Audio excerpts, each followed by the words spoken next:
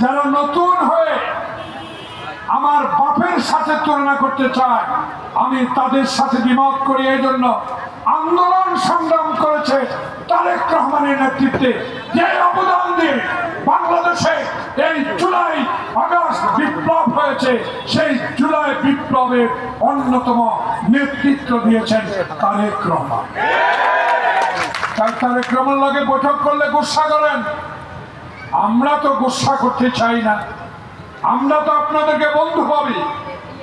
এখন আবার নতুন ষড়যন্ত্র শুরু করেছেন। লন্ডনে যখন আমাদের নেতার সাথে বৈঠক শেষ হয়, আকাশে তারা উঠেছে, আলো বেরিয়েছে, সে আলোর পথকে আবার রুদ্ধ করে দেওয়ার ষড়যন্ত্র চলছে যে সংসদ নির্বাচন নয়, আগে হবে উপজেলা নির্বাচন। এত সহজ নয়, কঠিন। বাংলাদেশ জাতীয়তাবাদী দল শহীদ জিয়া দল, বাংলাদেশ জাতীয়তাবাদী দল যে নেত্রীকে গুলশানে বালুর ট্রাক দিয়ে আটকে রেখেছে, কোনোদিনও নমনীয় হন নাই। সেই নেত্রীর দল যিনি 5 বছর বিনা কারণে কারাগারে ছিলেন।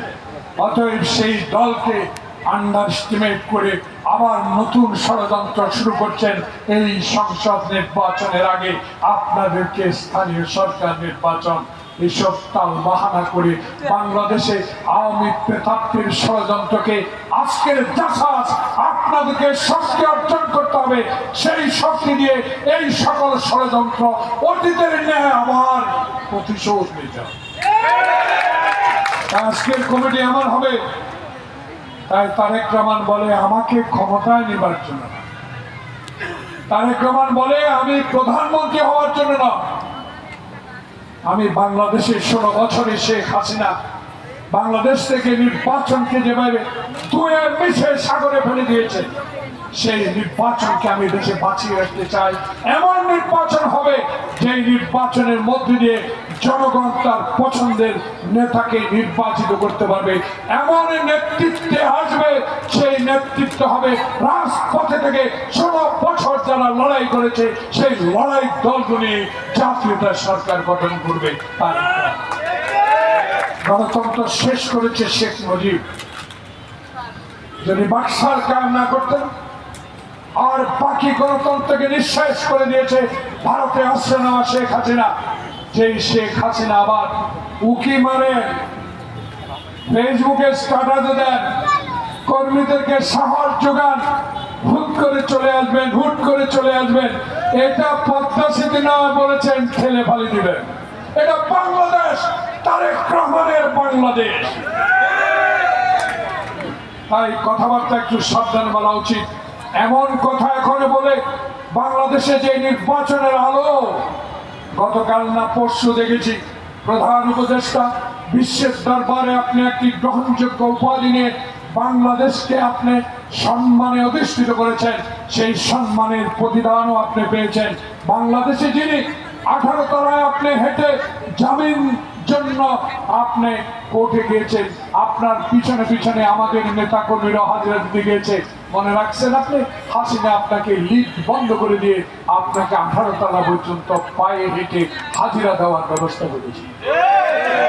তাই আপনাকে মনে রাখতে হবে, তাই আপনাকেও স্মরণ রাখতে হবে, আপনি যে গ্রহণযোগ্যতা অর্জন করেছেন, বাংলাদেশে যে উপাধি নিয়ে এসেছেন, আমরা মাথা নত করে আপনাকে সম্মান করব। এই সম্মানের হানি করার জন্য কিছু লোক আবার উদ্ভট কথা শুরু করেছে যে এই করা যাবে না, এই করতে হবে, এই না করলে আমরা নাই, এই না করলে নির্বাচন কমিশনের অফিসের সামনে আজকে আন্দোলন করতে হয়। এইসব কথা থেকে রুখতে হলে আপনাদেরকে ঐক্যবদ্ধ থাকতে হবে। এই ঐক্যবদ্ধই ইনশাআল্লাহ তারেক রহমানকে আগামীতে যে নির্বাচন হবে 1991 সালে যদি রশি টানিয়ে শাহাবুদ্দিন একটা নির্বাচন উপহার দিয়ে খালেদা জিয়াকে প্রধানমন্ত্রী করতে পারে, তাহলে ডক্টর মোহাম্মদ ইউনূস আপনার সাথে 18 কোটি মানুষ আছে, আপনার সাথে সকল দল আছে, কিসের ভয় আপনার? কোন ভয় আপনার নাই। আকাশের তারাকে যে বিশ্বাস করি, আমি মুসলমান, আল্লাহ রসুলকে বিশ্বাস করি, তাই আপনি 18 কোটি মানুষকে বিশ্বাস করে শাহাবুদ্দিনের মতো বিলম্ব না করে একটি নির্বাচনের রোড ম্যাপ ঘোষণা করেন। বাংলাদেশে 10.5 মাস হয়ে গেল, এখনো নির্বাচনের কোনো কথা নাই। থাকার কথা 3 মাস, 3.5 মাস হয়ে গেলেন। এত সংস্কার আমি বুঝি না। আমি বুঝি রাতের ভোট নয়, দিনের ভোট। আমি বুঝি আমার ভোট আমি দেব। আমি বুঝি হাসিনা বুঝি না। আমি বুঝি আমার ভোট আমি হুন্ডা গুন্ডার বিরুদ্ধে লড়াই করে কেন্দ্রে গিয়ে আমি ভোট দিই। তাই আপনার কাছে অনুরোধ রইল, এই জাসাসের অত্যন্ত একটি বলিষ্ঠ সংগঠনের এই গুলশান বনানী এই অনুষ্ঠান থেকে আমার নেতা ডক্টর মঈন খানের মাধ্যমে মিডিয়া ভাইদেরকে অনুরোধ করবো, যে মিডিয়া কথা বলতে পারেন নাই, মঈন খান কি বলেছে ডিজিডিএমআর অনুমতি ছাড়া আপনারা এয়ার করতে পারেন না। এখন স্বাধীন, এখন যা আপনারা লেখার লিখতে পারবেন, তবে মিডিয়া জগতে থাকুক মালিক পক্ষ নয়। আপনারা 18 কোটি জনগণের পক্ষে কথা বলবেন। আজকে আবার কিছু কিছু মিডিয়া চক্রান্ত শুরু করছে, এইসব আমাদের কানে আসে। বলতে চাই না, সময় আসবে, কারণ সময়ের জন্য 16 বছর বেগম যে অপেক্ষা করেছে, তারেক রহমান দেশের বাইরে ছিল। সেই সময় আসবে, কারণ এই সময় এমন একটি নিরপেক্ষ নির্বাচন হবে, সেই নির্বাচনে ইনশাআল্লাহ আমরা সরকার গঠন করব। সবাইকে ধন্যবাদ।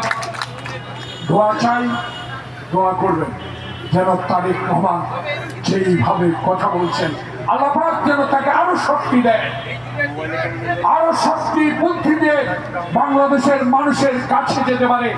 ক্ষমতায় যাওয়ার আগেই বলে দিয়েছেন 180 দিনের কর্মসূচি নেবে। 2 বছর আগেও তো 31 দফা দিয়ে দিয়েছি।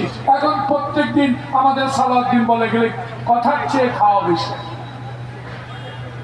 খাওয়াটা কম, কথাটা বেশি না বলে তাড়াতাড়ি নির্বাচন দেন। ধন্যবাদ।